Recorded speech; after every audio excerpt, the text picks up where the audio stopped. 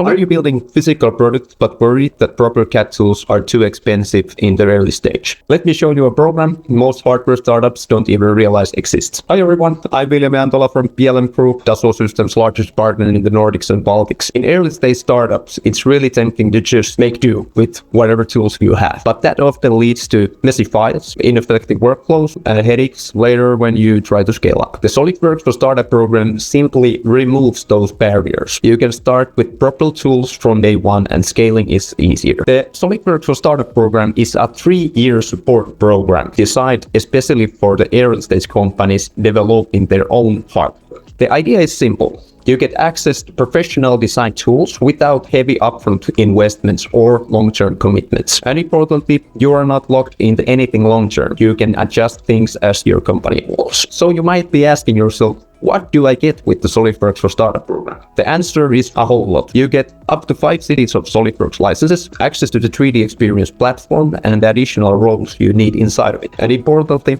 local technical support from us. You will also receive discount from all of our onboardings and trainings. Plus, you get access to our service plans that help you actually learn and use the tools effectively. Our goal is to help you set your business up for success.